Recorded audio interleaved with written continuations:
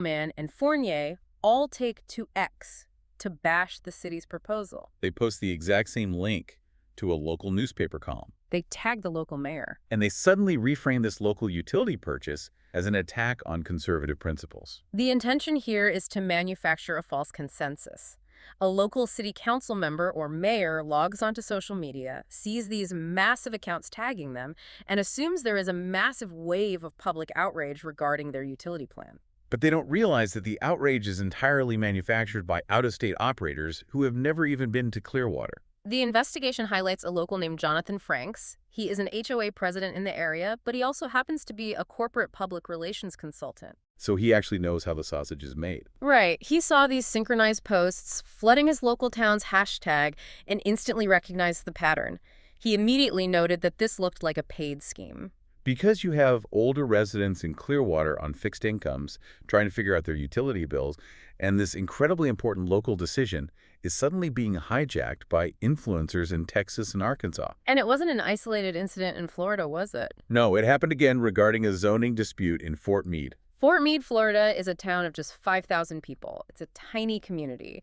And on February 21st, all three influencers posted within a 17-minute window to aggressively pressure this town into accepting a $2.6 billion artificial intelligence data center. Eagleman actually had the audacity to write, "Floridians want data centers if it means jobs and tax relief." And the best part is the actual locals saw right through the astroturfing. They did. The top comment on Eagleman's post was a furious local resident writing, "Floridians do not want data centers. Stay in Texas and leave Florida out of it." The locals pushed back, but the reality of the situation is still pretty grim. Yeah, because despite the local frustration on the platform, the data center project was unanimously approved by the city commissioners that same week. We cannot definitively say that the influencer campaign alone swayed the vote. No, we can't. But it clearly demonstrates the overwhelming, disproportionate pressure this tactic can apply to a small-town government that isn't equipped to handle a coordinated national digital blitz. So let's bring this all back to you. What does this mean for you, scrolling through your feed on a Tuesday morning? You see a post that makes you angry or excited or validates a political belief you already hold? How do you know it's real? Well, the core takeaway from all of this reporting is that political discourse on social media exists in a massive, unregulated void. Right. If you watch a traditional television commercial for a candidate, the Federal Election Commission mandates strict disclosure laws.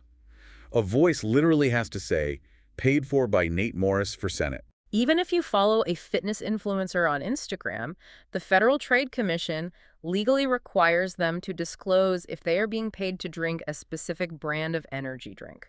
Exactly.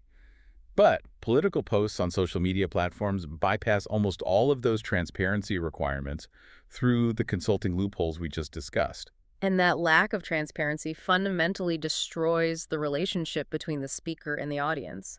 Joshua Cohen, a popular Substack writer who was interviewed about this phenomenon, points out the irony here. What did he say? He notes that these influencers are abandoning the very thing that built their massive audiences in the first place, which is their authenticity. Right. The moment they get close to institutional power and corporate money, they trade their genuine connection for what Cohen calls flagrantly fake DC-style messaging. Professor Woolley echoes that sentiment entirely. Influencers traffic in the currency of trust. But when they are secretly coordinating behind the scenes, copying each other's content word for word, and acting as undisclosed megaphones for a consulting firm's client list, it degrades the fundamental legitimacy of our democratic discourse. It trains the public to be deeply cynical.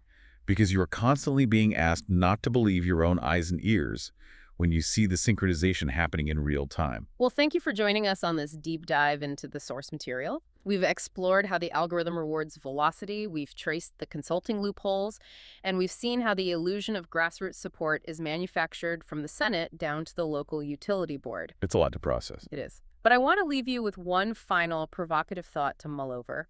We have just spent the last roughly 15 minutes exploring how political consultants can perfectly coordinate human influencers, real people with real accounts, to flood the zone and manipulate the conversation. And they rely on humans basically just copying and pasting messages. Right. So what happens when this exact astroturfing playbook is fully handed over to autonomous generative AI? Oh, wow. When it isn't just three prominent accounts posting a synchronized message, but 3 million AI-generated profiles, all indistinguishable from real humans, operating completely independently and perfectly tailored to trigger your specific hopes and fears. The architecture for massive manipulation is already fully built and legally protected. Exactly. How will you ever know if the outrage on your feed is a real person or just a rented megaphone? This is the brief on the latest in former Governor Matt Bevin's divorce case. For our Lexington listeners, Jefferson Family Court Judge Angela Johnson is refusing to step down from the high-profile ongoing financial dispute between the former governor and his ex-wife Glenna over their adopted son. First, let's look at the refusal. On April 16th, Judge Johnson issued a 15-page order flat-out declining the Bevins' request to disqualify her. They accused her of bias and seeking media attention. She disputed this, saying she treats Bevin like any other litigant. Honestly, it's kind of like a sports team trying to fire the referee mid-game just because they hate the penalty calls. Second, why is this so contentious? It really centers on their 19-year-old adopted son, Jonah. He's intervening to demand support, alleging his parents abandoned him at 17 in an abusive, now closed youth facility in Jamaica. Because Jonah needs support,